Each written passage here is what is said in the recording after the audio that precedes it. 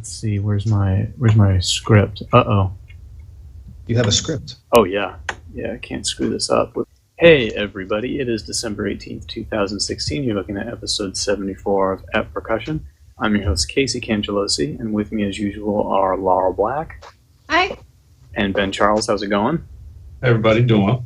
And we have a lot of Texas happening on the show today. Of course, Tom Burritt's here. Ben is in Texas, and my student Caleb Pickering is here. He happened to be practicing, and I said, hey, you need to take over this podcast someday, so you got to learn how it works. So this is Caleb Pickering. Hey. He's chewing gum, just like you. I know, he's learned. Yeah, see, we got, right, just to annoy Ben.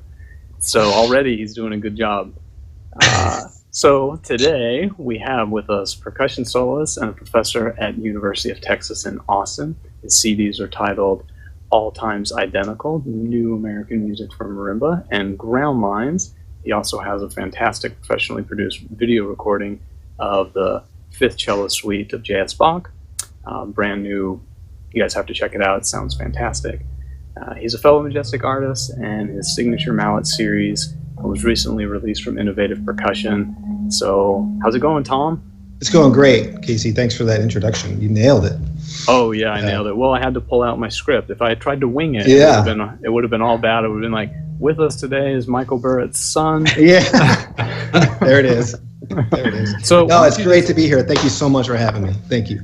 Yeah, you're very welcome. So since I made that bad joke, why don't you just set the record straight for everyone who always asks you, what is your relationship to Mr. Burritt? Yes. We are, as much as I would love to say that he's my dad, he actually isn't. He is, we are first cousins.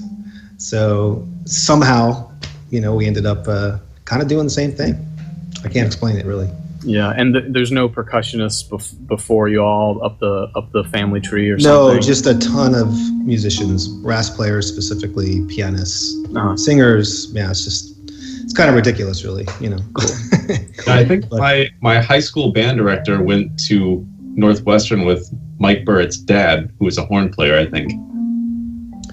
Mike Burritt's dad was he was a very well-known band director. I don't know if he went to Northwestern, but he was a very well-known band director in Texas, and had an amazing marching band program at West Tennessee High School for many years. And I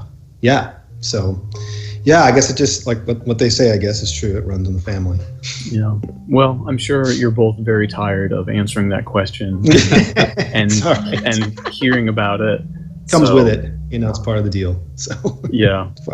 So hopefully we can help you put it to rest. I'm the better looking of the two, I think, though, right? even though he would tell you otherwise, I'm sure.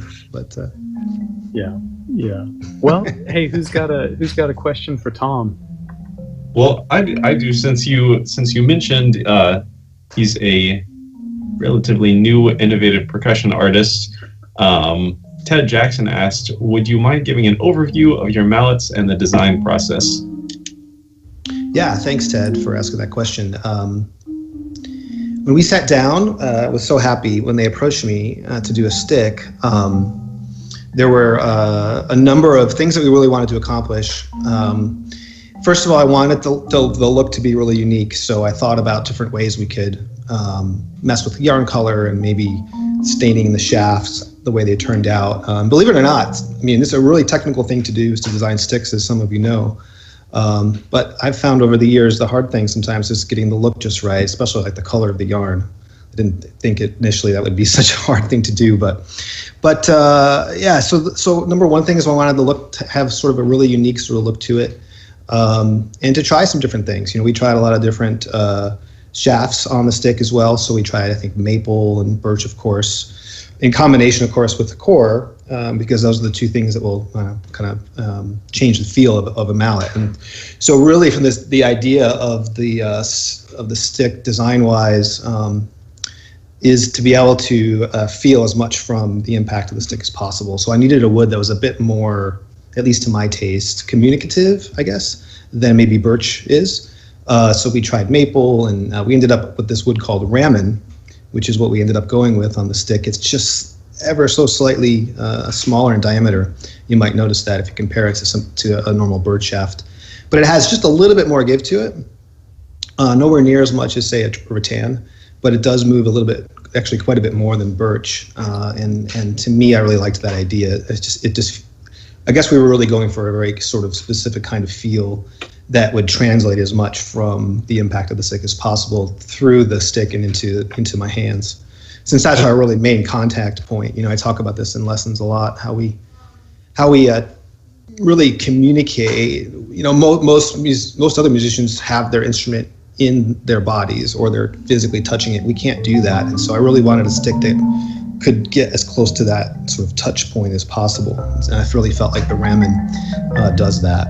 And then I had a couple questions. Did you design them in particular for solo or chamber playing or anything, or did you just kind of design them out you thought sounded good? And then how did you test it out? Like, did you have someone play them while you listened in the hall? Yeah, I mean, I think really solo was the goal for sure with them. We did do a lot of sound stuff when I had multiple runs of the prototypes. We did a lot of testing with my students. We had a really good time in the hall on different marimbas, and I think playing the Majestic instrument, for example, at least in my experience, I've found that it really needs a heavier stick. So that's why the sticks are pretty hefty, just to really kind of get through that thicker wood. And the Ramen helps with a little bit of whip too, which also helps get a little bit more sound. When you pick them up, I think you realize that the weight is a little bit further pushed forward, kind of like towards the end of the stick. I think that helps get a bigger sort of sound. So I think really solo for sure. And how they're actually designed from a sort of component perspective is they do have sort of a hard acrylic sort of plastic core to them that's almost disc shaped. It's kind of a rounded disc.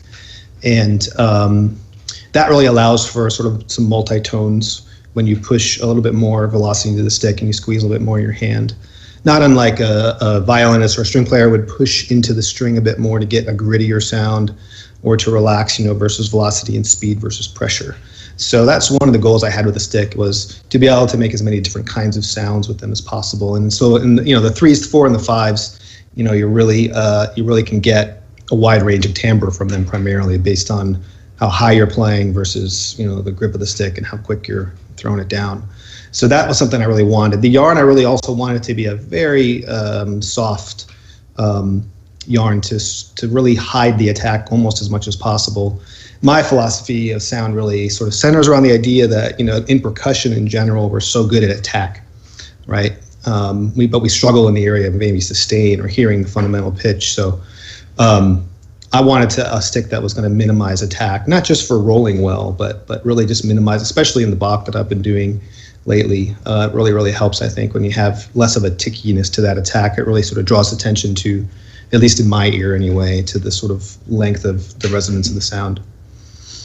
So that's a very quick overview of them, but yeah. So we have 5 different hardnesses. The 5s and the 4s are great for like upper register playing. So anything Japanese, they work really well for, in my opinion. Musser etudes, kind of older school stuff, sort of upper 2 octaves.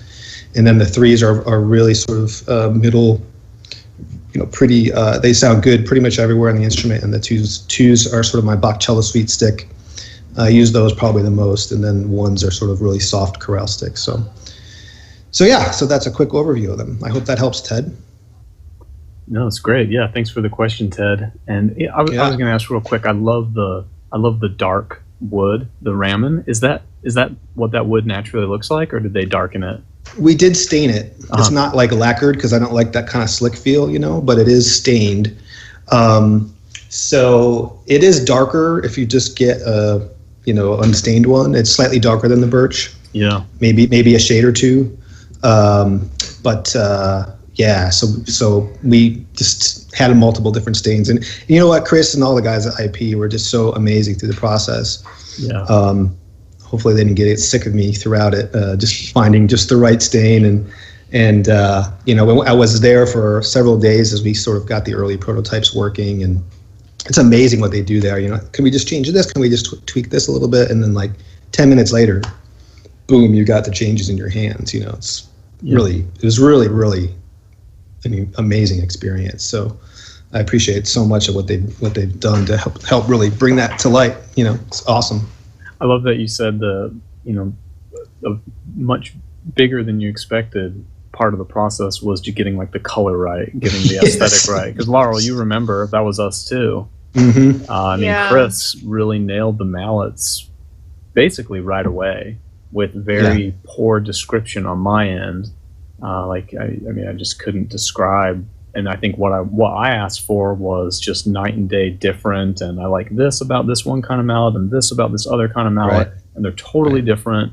But I mean, Laurel remembers taking the first sets out of the box, and we were both just like, "What?" Like it's kind of done, you know? But then we took forever figuring out the exact color scheme, and do we want to go with like all the same, and what are we going to do? And it is really tricky because you want something that's really visibly obvious what it is, right? And whose stick it is. But sometimes going that route makes it look ridiculous, or out of touch with, or it just makes it unusual in some way. And so I think that's really the trick. But and it's a bit of a gamble, for sure. But I really love the way they look. I can see why. I've heard from at least one of my good friends that they don't care for it, and that's fine. But ultimately, obviously, it's what they sound like that's important. So well, we like them. Laurel and I both like them. Yeah, great. We like them. Thanks. I sent all my Pius Cheng mallets back for yours. I demanded a refund even though they were free. There you go. I was just that mad about it. That's awesome. I wonder if that'll get old. Probably will, right? I don't know. I think it already is, and that's why it's funny. Maybe so. No, we really should stop with this. Well, Ben, what if we changed directions a little bit and talked about your historical figure for the week? Yeah, sure. So we've talked a little bit about Joseph Schwantner before because we did the NEA commissions, but I know that Tom recently, I guess within the past year, performed his percussion concerto. And I was just kind of thinking about Schwantner, so I wanted to talk about him. So that's what we're going to do. Right, Joseph Schwantner was born in Chicago, Illinois on March 22nd, 1943. He began his musical studies at a young age. He started playing guitar at the age of 8. By the time he was 11, he was composing little etudes and exercises to improve his guitar skills. Then later growing up, he played tuba in the band in high school and sang in his high school choir. Once he graduated high school, he studied at the American Conservatory of Music in Chicago under Bernard Dieter, and he graduated in 1964. Following that, he received a master's and a doctorate from Northwestern University, where he studied under Anthony Donato and Alan Stout. And then he kind of gained early acclaim. Not too many people can claim that they won a Pulitzer Prize, but especially not on their first orchestral work. So his first orchestral work, called Aftertones of Infinity, in 1969, he won a Pulitzer Prize for.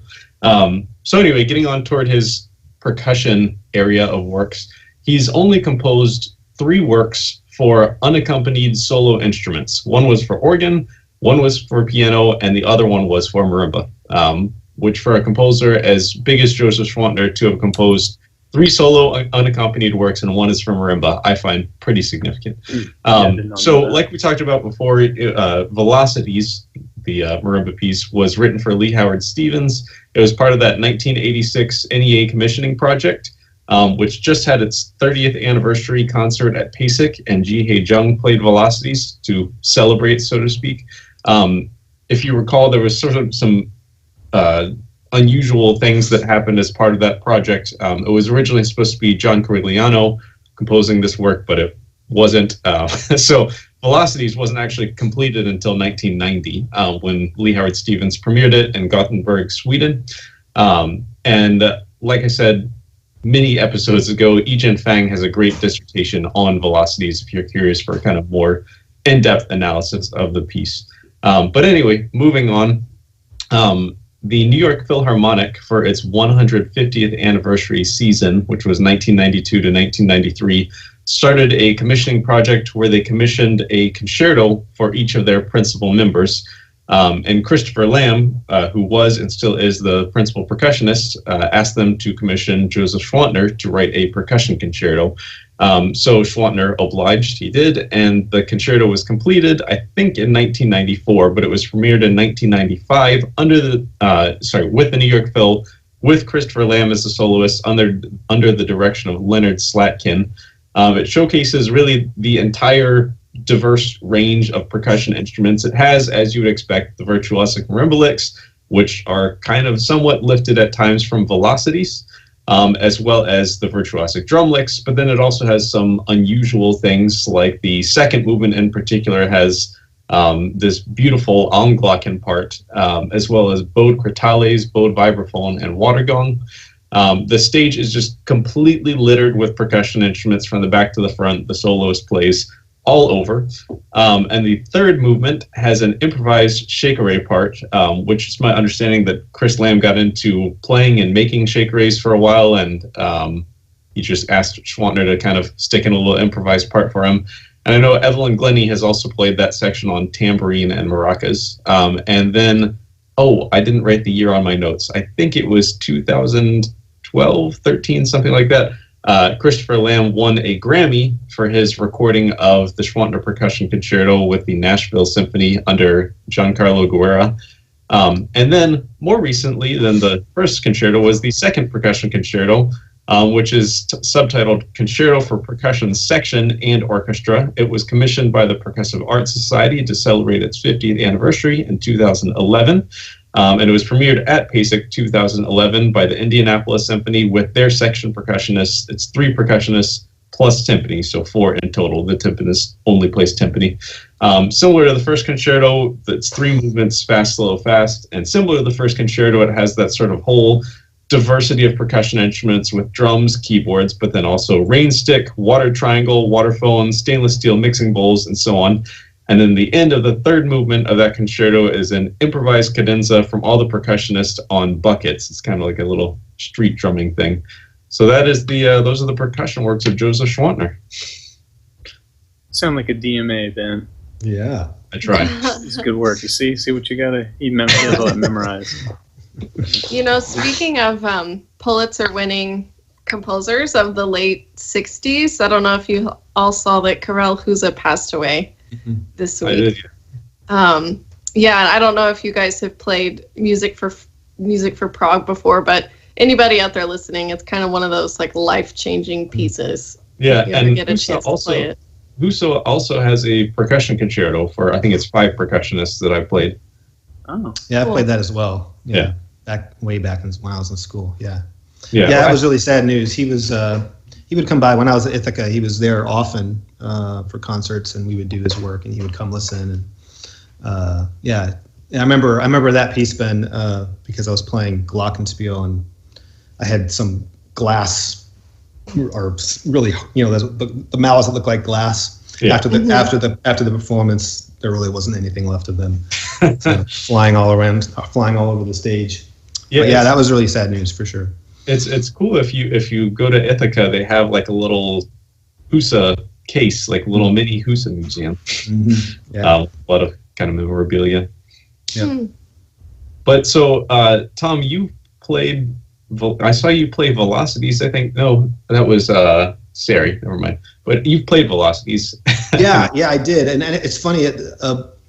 So I remember seeing sketches of that. Because I was studying with Gordon at Ithaca between 89 and 92, 93. And I remember seeing sketches of the piece going across his desk. And I wish I still had those. Maybe Gordon does, I don't know. But I remember when it first came out. And by the way, I did it's not really a dissertation, but my final document was half about Velocities and half about John Sari's Night Rhapsody. Yeah, and I was searching for yours because I thought that was the case, but I couldn't find it. But yeah, I'm happy to share it with anyone that might be interested. Just send me an email, and I've got it up on a link, and it's super easy. So just send me an email. Anyone out there that's interested. It's really more of a performance analysis. It does get into some detail, but it's really what can we learn about this piece academically that can help us play it better. Yeah. And that's been a big focus of really every piece that I do is not a theory, hardcore theory analysis, but really from performers. What are the things from a performance perspective that can really help us play this better? So if anybody's interested in that, just send me an email. So I did play it for a while, kind of, late 90s or so. And I've done the concerto a few times. And actually, Schwantner was at UT for that performance last spring. We have this great composer series where we invite one of the big guys in, or some of the big names. We've had Jennifer Higdon in and George Crumb, and come in. We do a bunch of pieces of them, and so. Is that the first time you've ever improvised a shakere cadenza? I had played the piece. My very first concert at UT back in 2001 was that with the wind ensemble. It's probably the most nerve-wracking performance of my life for sure up to that point. So that was the first time I played it, and then I did shakere then. And then this last time I also did it in Hong Kong with Jerry's group there, the Hong Kong Wind Philharmonia. So I've done it a few times. And this last time I didn't use shakere. I used this instrument called the quibon, which is a traditional Chinese instrument that I found when I was in China years ago. That I thought would work great for this. And there's a video on my website of some of that stuff if anyone wants to check it out. Yeah, and that's kind of like the bones, like it's like two little sticks. Yeah, it's hard to describe. It's like a series of larger bamboo halves that are hollowed out, and you play them a little bit like clave. So you can get a little you create I don't know what they call it, but how you might cup around the African clave.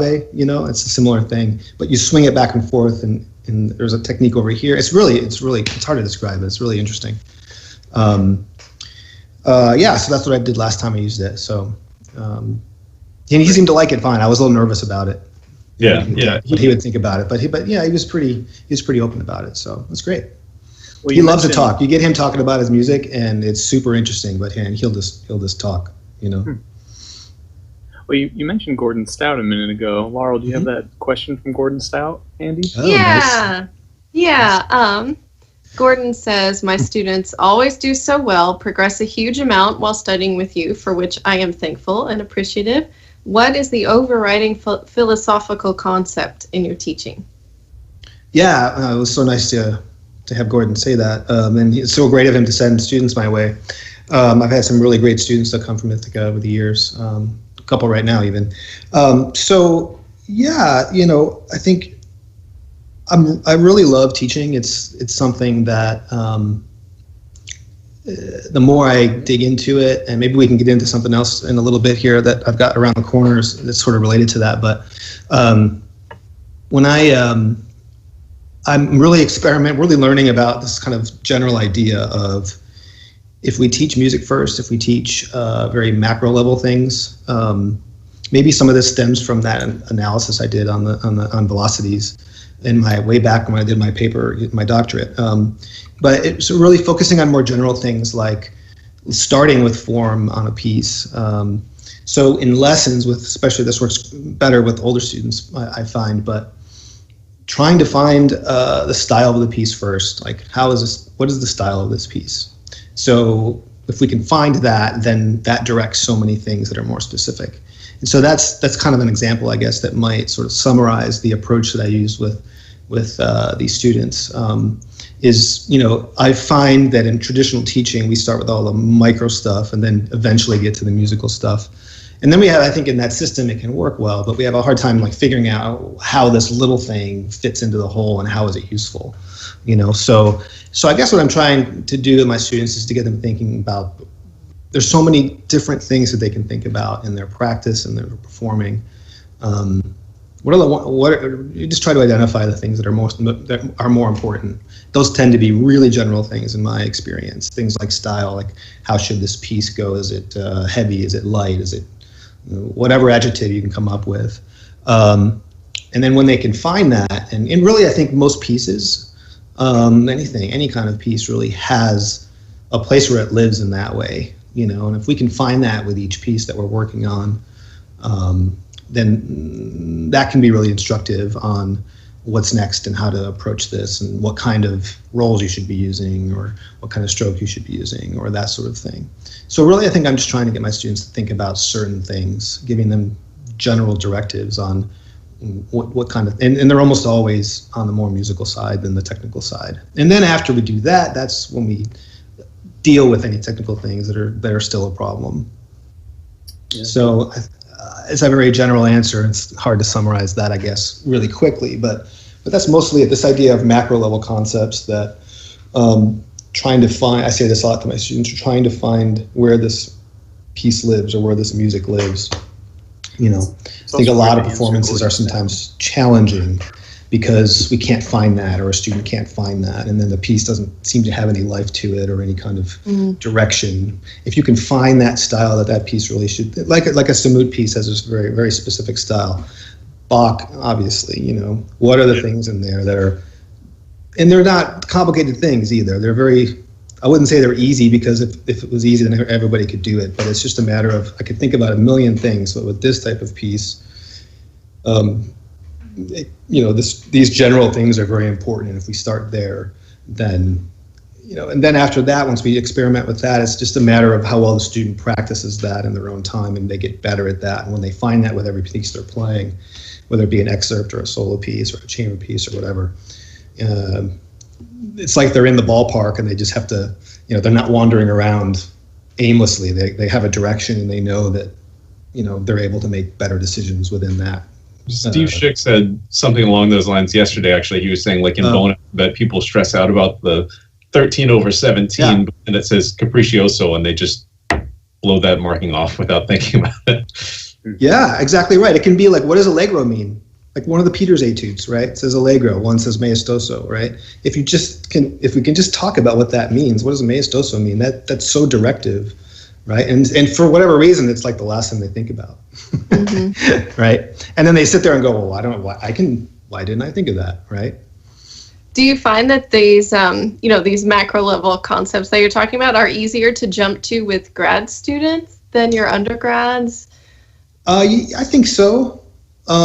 Yeah, that certainly can be the case. It's also my experience, though, that with the younger students, I can get to this concept sooner with them, rather than catching someone already in school for X many years. Does that make sense? There's an element of this that I've found, it's really fascinating to me, actually. There's an element of this that I find is beneficial no matter what the age or level of the student. And it's that idea of not saving that stuff for later, right? And it's what gets students really, I find too, it's what gets me very excited about continuing to play and learn. But when they start experiencing this, it's very exciting for them, you know, and it really motivates them to kind of get back in the practice room. And so, yeah, I think that's one of the things that I've learned from the work that I've done with singers, you know. They've always been so committed to line and to connection, and we just haven't, because we're just not in that situation very much, right? But when we're playing solo marimba, for example, or anything by ourselves, right? Even if it's a snare drum thing, we need to be just as committed to that. That's it's been my experience anyway. We do have a question about your work with Conspirare. Does anybody have that question handy? Yeah, that one's from Micah. We met Micah in Maine last summer. Oh, yeah. He asks, when playing with Conspirare, what differences, if any, do you notice between performing with instrumental and vocal ensembles? Yeah, that's great. I'm really glad he asked that question. So Conspirare is this really difficult thing. It means to breathe together, that word. And it's a beautiful it's actually, ensemble. Yeah. They sound great. It's great. And they're really great. They are really, it's, in my estimation, one of the great choirs in the world. I mean, they're thought of that way inside their field, I know, but the very first concert I played, the first time I played with them, I almost couldn't play. I was so enamored with how well they sounded and blended, and it was just really just amazing. I mean, so I guess what I'm saying is, like, this isn't your average choir. I mean, these are singers that are just remarkable in every way. So, but my experience with them has been sort of related to what we've talked about in the last question. I've learned so much, especially from their director. His name is Craig Hella Johnson. He's the greatest musician I've ever worked with and probably ever will by like a mile. It's just must be what it was like living with Mozart or something, is the only way I can describe it. But to him, even in rehearsal, it's all about like making music, finding that place where 40, 30 people, whatever it is in that choir, can come together and think about the music in the same way. And they're so successful at that, I think, which is why they're so blended, They're so successful at thinking about the music the same way. That helps their intonation, it helps everything. So what I've learned, I think, to answer the question specifically, in percussion ensemble, for example, that's one of the things that we try and do. This whole issue of style, like what is this piece? What's the style of this piece? And if I'm conducting a piece, I'll do my best as a conductor, right, to show those things to them. Then they know what kind of attack they need to be making. They know how to address this passage they're about to play. When we all are committed to that, and if it's a chamber music setting, hopefully they're all committed to that in the same way. They're feeling the music the same way. Everything gets more tight, or it's tighter together. Everything gets more blended. So I think that's really the main thing I've learned from singers is they have such at least this group that I've worked with, they have such a communicative sense about them. They're so open to what the conductor's doing, what each other are doing, and the last thing they're thinking about is their part, because they're so committed to this in the same way consistently among the ensemble. Yeah, wonderful. Yeah. I always, oh, sorry, go ahead, Casey. Yeah, please. Yeah. Or Caleb. Oh, Caleb, yeah. Kind of going back to your last answer, I heard you had a really cool concept about viewing music in 3 dimensions. I've heard it from a couple of your students. Yeah. Can you talk a little bit about that? Yeah, like wouldn't it be cool? Well, I guess I think this is what you're referring to, but if you think about music notation, right, it hasn't changed ever. We've adapted it from stone, maybe, right, to paper, to computers, right? But it's still kind of in one dimension, right? Like, how interesting would it be if a composer could write in 3D, right? So if you're a conductor, and this has to be possible, I would think. Like maybe it is. I don't know how to figure it out, but have baseline would be kind of in the back, right? And then accompaniment would be in the middle, and then melody would be in the front, and that would change, to the music, that sort of idea. So as I'm playing a piece, for example, a solo piece, that's one thing I'm trying to do, right? I'm trying to show that somehow to the listener, like here's what is important here, and here's what's important now. That idea of texture in music, I guess, is what I'm thinking about there primarily, right? So, I think of playing very often like a conductor. I love conducting, actually. I really wish I could do more of it. Maybe someday I will. I'd certainly like to. But if you think about, that's really what a conductor's job is, right? To imagine that single dimension score in somehow 3D, and then not just to be able to verbally say this is what needs to be heard or drawn out, but to physically show that as well. So I think a lot about that as I'm playing a piece. And if I don't have a clear idea here of what that looks like in my head, then there's no way I can really communicate it, which is really what we're trying to do as performers, right? So I hope that answers your question, Caleb. Yeah, I was just curious. Yeah, it sounded pretty neat. Yeah. It's it'd be nice. I know we have a composer or several composers here, probably, right?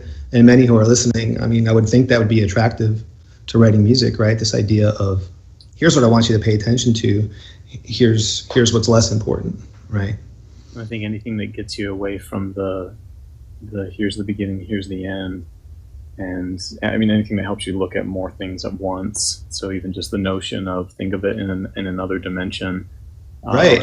Because really, I mean, aren't you ever frustrated, Casey, with that as it is right now? I mean, it's limiting, right? What you're and maybe it's better for performers that it's that way, right? Because we have more decisions to make, right? As we're looking at this, we got to make sense of this somehow, right? But when I listen to a lot of young players, I hear a 3-dimensional piece or a piece that has texture in it, right? But I don't hear the textures. I hear everything on the same sound plane or whatever, if that makes sense, right? Yeah. But that's not necessarily the way it should be played, right? And you can't notate that as a composer very well at this point, right? Yeah. Well, and I think it goes back to your finding simply how we're going to interpret moderato versus allegro.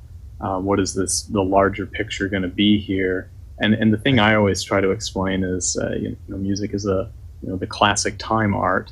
Once you start, you don't get to go back, and it would be like looking at a painting through a very small sliver, and that's all you can see. The the beginning of the painting and the end of the painting doesn't really matter. That's not really part of, so I know any way you can assist musicians to get out of that start, finish, let's zoom back and try to get the significance of what happened here so that we can end up doing this other thing here later. And so often for me, it's something Makoto Nakura told me when I was a kid playing for him. I think I was actually playing Mexican dances. He said, you're phrasing like this and you're being expressive. Don't phrase on the small term, phrase on the long term. And I find myself repeating that to students over and over and over. I feel like they're so expressive all the time that you don't get a zoom out effect. So I've never used the verbiage 3-dimension, but I totally get it. I think it's great. I mean, any way you can say to get the zoom out effect, big picture effect it's great, I think. Yeah. And another just to build on that a little bit, Caleb, your question about this 3D thing. And yet this is another thing I've learned from all this work I've done with Conspirare.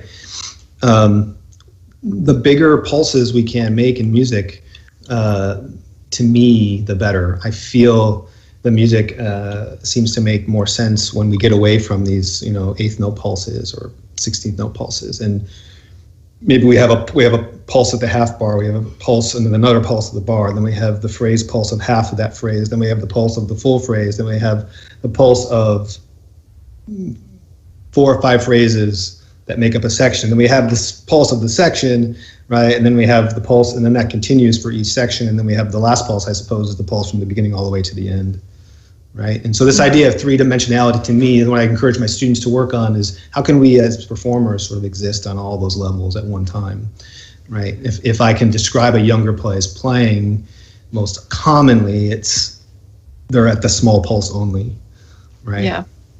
And without that sort of 3-dimensionality idea, without feeling texture, without creating bass and whatever it is in that music, right? And then we can't make some of those.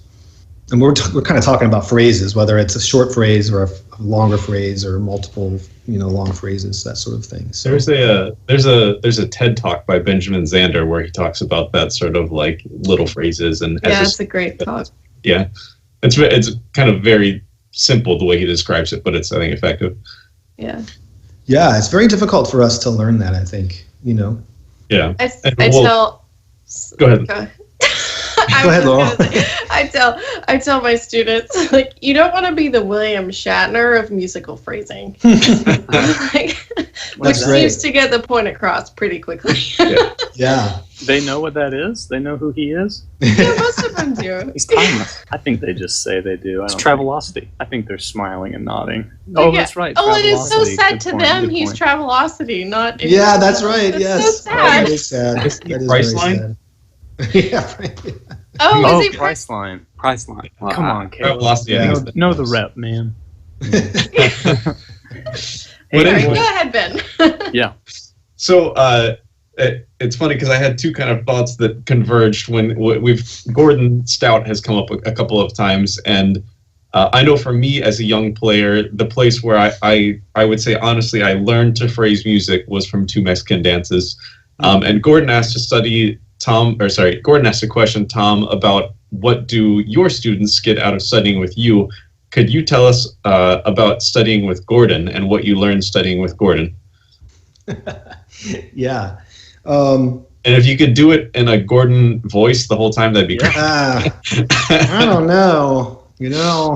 I'm not very good with impressions, but that Tommy, he'd always call me Tommy. He's like the only person on the planet that can call me Tommy, besides my mother, maybe. So studying with Gordon, I think the best thing about studying with Gordon, for me anyway, was I was terrified of letting him down. So it was Gordon Stout. It was, oh my gosh, I got to go in for another lesson with Gordon. And so I would just, the last thing I wanted was, to get wasted by him in a lesson or something. And actually that only happened while I was in studio class, I remember. So I guess primarily it was motivation to just not let him down. And so I tried to go through as much rep as I could because he was really great on the musical stuff, so I would just learn, I'd try to bring something new in every week. He wasn't really that stickler about, I want you to do this, I want you to do that, I want you to do this. I really didn't play any snare drum when I was there. Very little. But he was so great at the musical, the bigger picture stuff, and I just really ate that up. But I can remember a performance. He did put me in my place once. I can remember a performance in studio class of the Creston Concertino. And if you ever get a chance to study that with him, you have to do it. Like, just go take some lessons on that piece with him. It's just amazing. I had the pianist and everything, and those of you who've done it with pianists know how hard that piano reduction is. It's ridiculous. So we got through the whole thing, and I thought it was pretty good. We didn't have any major breakdowns. But we got done, and he was like, yeah, well, you got through it, but you missed about 40% of the notes. And that just literally crushed me to the core. It was a really good lesson because I had to go back big time to and work on some things. But so he definitely knew when to press and when to encourage. But yeah, mostly it was just, oh my gosh, this was Gordon Stout, and I want him to think well of me. Yeah, sure. Yeah, I had the experience of a friend of mine studied with Gordon, and I had to go play on her master's recital. And I flew in at 6 a.m, and her recital was at 2 p.m. that day or something. So I was getting off the plane, well, Gordon's about to hear me play. Hope he likes it. There you go. Tom, did you overlap with Mike Overman at Ithaca? Or we overlapped. Was it kind of close? I think, yes. I think we did. Okay. I can't remember if it was at Northwestern, because I know Mike was I think it was at Northwestern when we overlapped. Oh, okay. Gotcha. Towards the tail end of when I was there. Cool. Yeah. Cool. Yeah. He's a great marimba player. Yeah, great guy. Yeah. Love Mike. Yeah. Yep. Well, let's see. We often get questions about time management and discipline. Tony Kirk asks, what do you think of the balance with other activities? He says, do you think you should be really busting your butt 24/7, and that even after you've done, say, 4 hours of practice and you have another 4 you could easily do, is it okay to step away? How do you do that type of balance? Yeah, wow. Yeah, that's a tough one, as we all know. Yeah. I think for me, ultimately, it really depends on and continues to kind of what's going on in life, with the understanding that at the end of the day, I think my goal, and I learned this from Stephen Pressfield. I don't know if you guys know who he is. He's a writer, screenwriter. He wrote the movie Legend of Bagger Vance, if you ever saw that.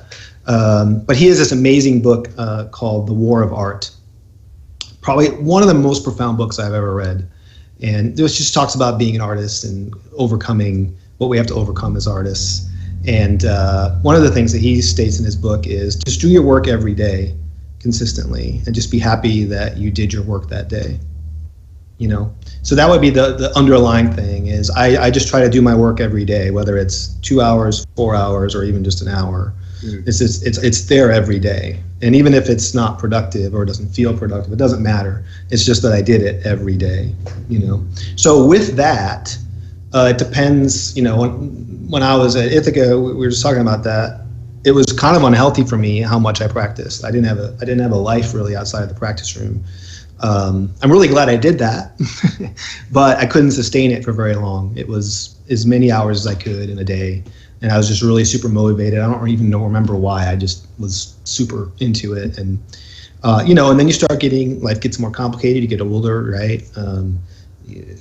Schooling changes, and when I was doing my DMA, I just didn't have as much time. I got married, right? You have all those things.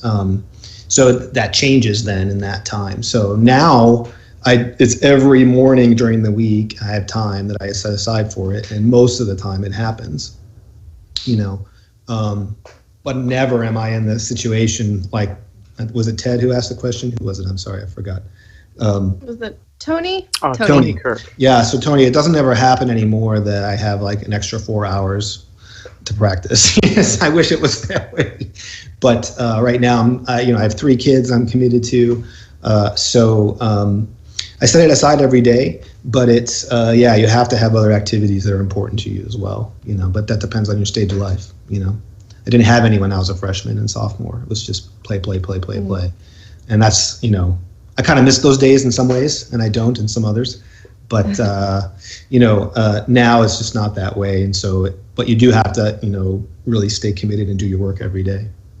If I had $1 for every time Casey said that, getting married ruined his life, I'd have $38 million. 38 million, you think? Yeah. I can remember really debating that. Okay, I can't really have both. I can't be this performer I want to be, and I can't get married. I remember really trying to work through that. It was terrifying. Oh. I think Casey's never said that, everybody. Just yeah. We are.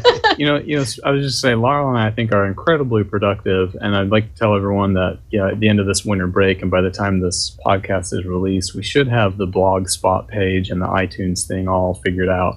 So Laurel and I worked together on that for that's a solid hour this morning, and we'll do 2 hours tomorrow morning, and we'll probably be done by that. So anyway, well, speaking of hours.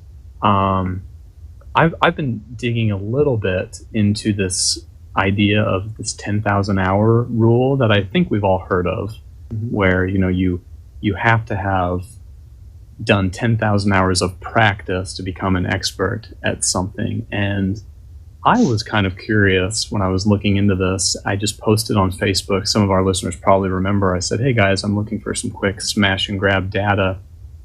How many hours did you practice when you were a student?" And I got a huge range.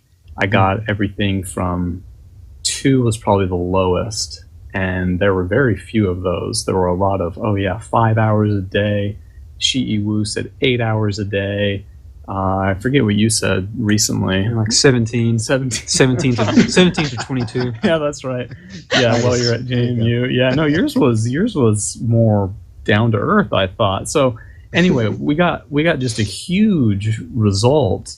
Yours was more realistic, I think, but it did fall within the 10,000 hour rule. So yeah, I got about 120 responses, which I had no idea I would get. It seemed like people were very interested in talking about this, and had I known that, I probably would have refined the question a little more specifically. But I did just a little digging because I was kind of curious about this. So the 10,000 hour rule was popularized in 2008 by Malcolm Gladwell's book called The Outliers. So the message from Gladwell is that people aren't born geniuses, but it's of course all through effort and practice. So pop culture has really seized this idea almost to the point where we think just to be able to play a little bit on guitar, you're going to have to put in 10,000 hours, and that's just not true. We know that. So I found this, there's a little TEDx talk by a guy named Josh Kaufman, and he talks about you actually only need 20 hours to play the 4 chords you need to know to play every pop tune on the planet. And he goes through demonstration and plays for them and all of that. But I feel like we hear this thing so much that I kind of was wondering, where does this come from? So Malcolm Gladwell is getting this from a study by a guy named Anders Ericsson, who's a current professor at Florida State University. And it's from a journal called the Psychological Review, 1993, volume 100, number 3, pages 300, blah, blah, blah. And it's called The Role of Deliberate Practice in the Acquisition of Expert Performance. And it's published by the American Psychological Association, Incorporated. So a lot of the data comes from a 1993 study of violin players in the Berlin Music Academy. So a lot of people, and I was actually expecting to discover and kind of debunk this notion of 10,000 hours, but I've actually found it to be quite true. So people are saying there's a severe bias because he's examining violin players who already got into the Berlin Music Academy. So it's not like they are just anybody. It's not like it's just anybody practicing.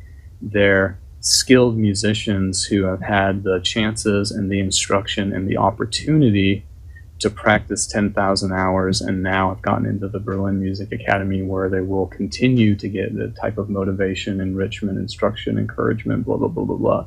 So the 10,000 hours themselves, if you divide that over 10 years, which I just kind of chose 10 years arbitrarily, that's only 2.7 hours per day, which by my little Facebook account, that's pretty low. We had people giving much, much higher numbers than that. And who knows if they were being truthful or not. But I found that kind of interesting. So I don't know. I guess there are more experts out there than we think, or the rule itself is a little confusing or misleading or something. But in Anders Ericsson's book that he co-authored with someone named Robert Poole, his book's called Peak. I think we've heard of this book before. But there's 4 steps to this type of practice that they call deliberate practice, and it's continually push beyond our comfort zones in a focused manner. It's create goals that push ourselves to do better, and have a way to measure your progress, and 4, find different ways to keep up with that motivation so that it is sustained. So it's not just time, it's this type of feverish, relentless, self-fueling cycle that I think we all talking here today have felt. This little cycle that I'm calling it a cycle because it's what it feels like to me, but this has also been described by a psychologist at the University of Pennsylvania named Angela Duckworth, and she calls it something called grit. And I really like this term because I feel like I relate to this feeling about it. And grit is passion and perseverance for long-term goals. So most of us can quickly grasp the importance of perseverance for success, but that's only half of the equation, according to Angela. The other half is an abiding interest and passion for a singular pursuit. Gritty people wake up thinking about the same questions that they went to bed thinking about. Rather than being discovered through angst-ridden introspection, psychologists believe interests are developed and deepened over time through continuing engagement with that pursuit. So this, to me, that sentence really resonates with this thing we've heard over and over called student for life. We hear about that as musicians and artists. It's something you're supposed to always be doing, and you kind of never stop. Let's see, what else do I want to add here? She says also, talent is part of it. I don't want to say that Einstein or Picasso weren't talented, but the other thing is they did work. They worked furiously and with a kind of obsessive love in a very narrow domain. And again, she says, gritty people wake up thinking about the same questions they went to bed thinking about. So, I don't know if I exactly proved the 10,000 rule or debunked it. I don't think I did either. I think hopefully just maybe added a little depth to it because I found it interesting for a solid 3 days. I wanted to add to what Casey said that actually when I was searching for information on Schwantner and I was trying to find Tom's dissertation, I came across Colin Hill. His dissertation is called The 10,000 Hour Threshold, Interviews with Successful Percussionists. And there's he did interviews with 36 different percussionists, including Tom Burritt was one of them. Great. And yeah, I literally just found this afternoon and thought it looked interesting, but it's also over 200 pages, so I haven't read it yet. But Caleb can read it for us. For the reading, yeah, we'll have Caleb read it and summarize on the next podcast. Cool. Yeah, I think the grit thing is I did read Outliers. That was a while back. I don't remember what he made, how much he talked about the sheer determination factor, but that I think maybe is underrated. I think when we think about that and that singular focus.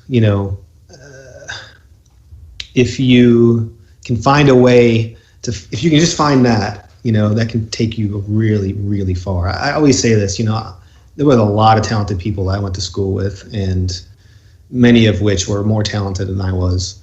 But often they had a hard time really with this grit issue. They just had a hard time sticking with it, or, they would give up easy. And that War of Art book I mentioned really speaks to that. I think if you're interested in if we all have trouble with this, but it's that self-doubter on our shoulder saying, oh, you stink, or you can't do this, or oh, you can practice later, or just how do we overcome that, because even the most determined people have that, but it's just that sheer will that if you can just work and work and work, and even when you're not feeling well or whatever it happens to me often where I have my time set aside to practice, and when I start, the phone rings and something else happens, and just all of these things happen to distract me.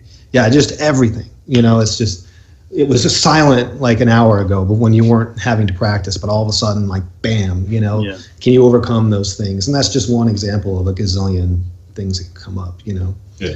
If you learn how to do that, that can take you a really long ways. It's been my experience. And I think that's what this, I guess what I'm hoping to get at. Yeah, it's not, and of course we know it's not just how much time you spend, it's what you do, but it was, this whole, okay, these students already made it to the Berlin Academy. What was it that they did before? The study only found, okay, they're doing deliberate practice for 10,000 hours. That's a commonality they have, but it doesn't quite give you the dimension of how they were able to keep that going and make it to 10,000 hours. Ben, I know, I'm sorry, your turn. Yeah, I was gonna say, like, the whole 10,000 hour rule thing. Like, I'm not so crazy about assigning a number to it. Right. But one thing that I do like that with regard to this that I try to tell students is, like, we've probably all had the experience of where someone comes in and they're a really good marimba player, and then we have to take snare drum lessons as well. We need to study snare drum, and then they say, oh, well, I'm not any good at snare drum. I play marimba well. It's like, well, okay. And admittedly, I was this way when I was 19 years old. Like, how much time have you spent practicing marimba versus practicing snare drum? And the answer is always a whole lot more. And it's like, well, are you actually better at marimba, or have you just done that more? And then, like, the kind of example I always give is, like, talent is almost a complete myth. And if you go to a really good music school, like if you go to Juilliard, if the people were talented, they wouldn't be practicing because they don't need to. But probably people at Juilliard practice more than people at most other music schools, because it's a really good music school. So yeah, again, like I said, it's not so much about the amount of hours as I think the principle of just, and it's stating the obvious, but no one's naturally good at this stuff. We just have to put the time in to get there. Yeah, well, and what all of you guys are saying about like the characteristics of a person as opportunities are put their way is something that interests me, and is totally what my study is about with the sports psychologist on, like, what are these mental traits that really successful people tend to have. And thanks to Tom for taking that assessment so we can that was really fun. Good. In a weird way, like. It was great. No, it was really interesting. I'm glad it was, and I'm so excited to see, because, I have my little hypotheses about, those that end up being great orchestral players probably have certain tendencies. Like, they're probably people that aren't as interested in risk-taking, perhaps, as people who end up as soloists, just those two paradigms, and I'm really interested to see if that matches, and I'm curious, like, how much this 10,000 hours and your own kind of makeup and your own mental practice, how much those work together to build a successful musician. I'm very excited about all of this. Yeah, I can't wait to see what you find out. That'll be soon, right? Yeah, it'll be pretty soon. The last of them are trickling in, and I got a funny email from Emmanuel Sejourné, who took it, and he said, I often found myself having two answers. One was the real one, and one was the professional one that I felt like I had to say. Yes. And he said, sometimes I picked one or the other, so I hope that's okay. I don't know, I heard a quote one time that said, like, people either practice less than 8 hours a day or they lie. Yeah. Well, and it's funny, with my little smash and grab data, nobody fessed up to, like, yeah, I never really practiced. I pretty much drank beer, smoked weed all day. But we all know there were tons of people in school doing that. And so either they're not doing music anymore, so I'm not in touch with them on Facebook, or they don't want to admit it, or maybe other people thought it, they wear their practice hours as a badge of honor or something, or I don't know. Right. Yeah. Yeah, that's right. Well, I think we're moving towards the end here, but I think we have time for a cool question from Thom Hasenpflug. Love your pieces, Tom. Awesome. He says, can you talk a little bit about the differences between how you handle a master's student versus a DMA student, the level of autonomy, the literature, etc.? Yeah. I guess graduate student as well, for good measure. Yeah. Yeah, so it's both different and the same. And I know that's kind of probably an annoying professorial answer. But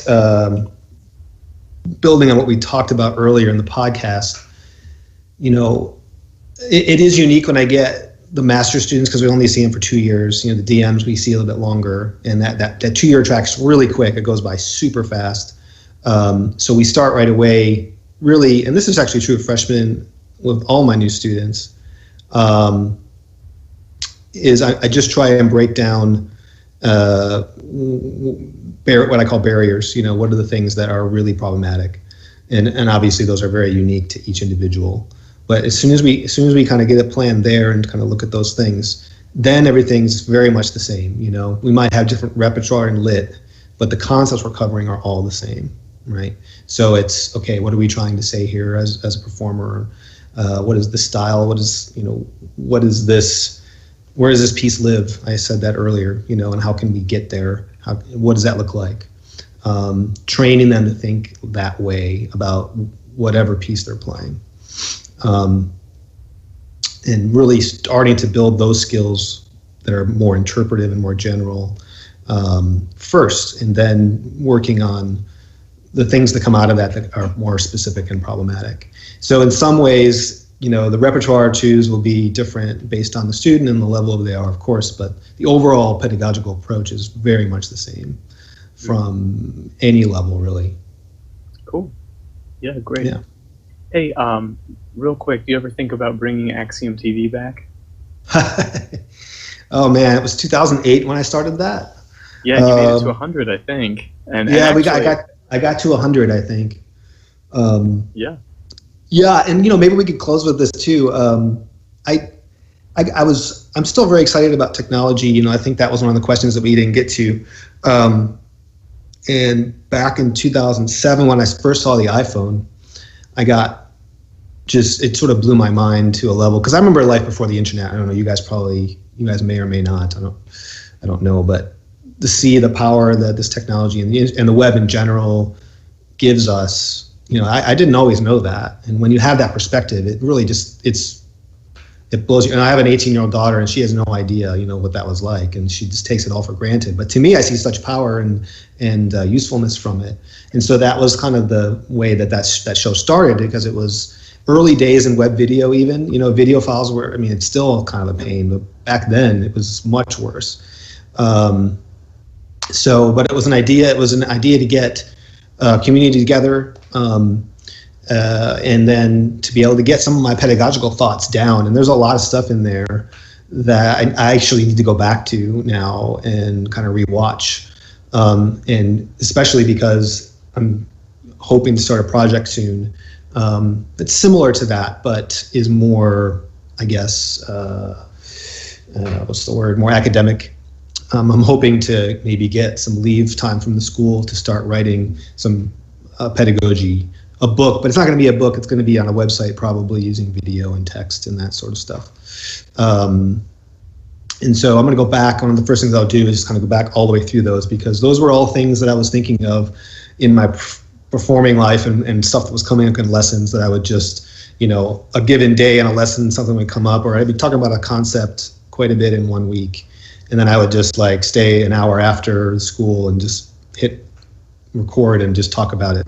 So, it was one of those okay, this is something I'm talking about, or I'm playing this, or I'm doing that, or this pedagogical idea comes up. And so we just go, boom, we put the camera on and talk about it. So it's kind of funny, those earlier ones. I'm a little worried about going back to look at them.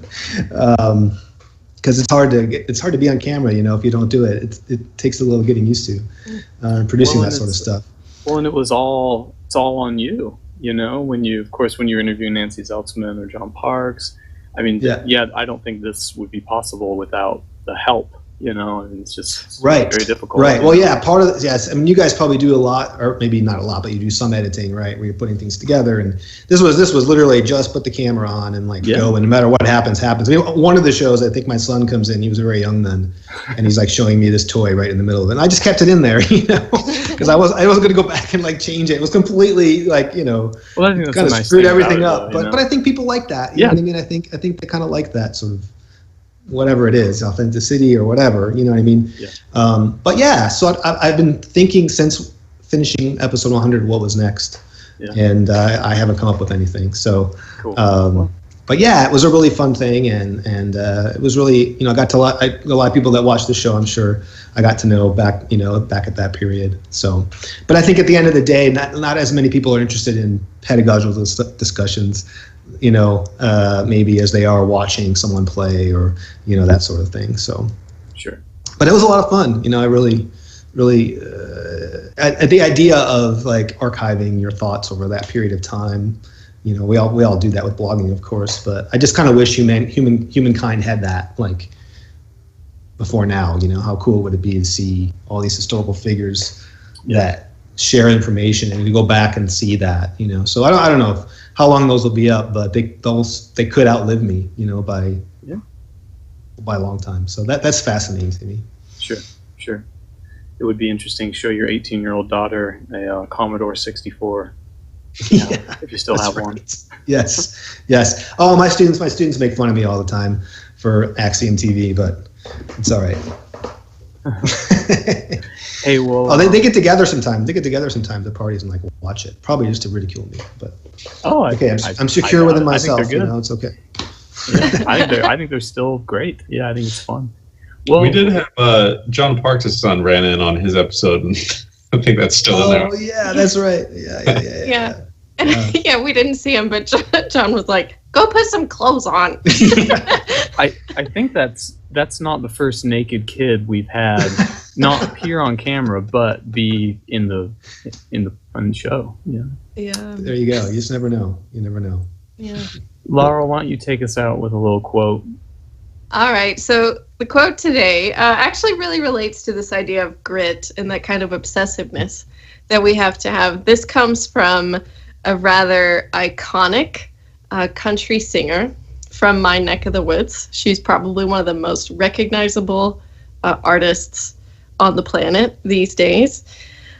She's from Sevierville, Tennessee, so very close to where I'm from. And I can't decide whether or not to read her quote in a really ridiculous Southern accent. Okay, I'll try. I'll get all giggly trying to do it, though.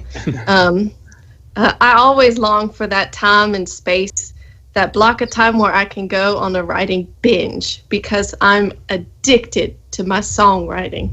Yeah. So it's Dolly. none other than the wonderful Dolly Parton. That's great. She's really talented.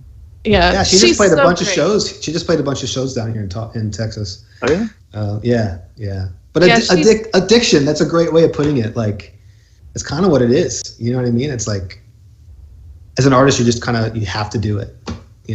I always described it to my kids as catch the bug. You have to catch the, and I guess that is it's almost like an addiction or a disease, or you just have to do it. And it takes me back to the Mark Applebaum episode when he talked about the Taco Bell plan, which was, whether I can afford to do this or not, I'm going to do it. And even if it means I have to work at Taco Bell to support, to pay my rent, and I can't make any money doing composition, that's what I'm doing, because I almost don't really have a choice. I just like this so much. I am going to do it.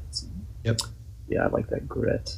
Well, Taco Bell. Ben, Laurel, Caleb, thanks so much. And Megan, we miss you. And man, Tom Burritt, it's great to see you again. Yeah, thank you guys so much for having me. It was really fun. Sure. Yeah, our pleasure. Well, we hope to go a long time, so we'll have you again sometime. Yeah, that'd be great. Cool. All right, everybody. Take it easy. See ya. Awesome. Bye.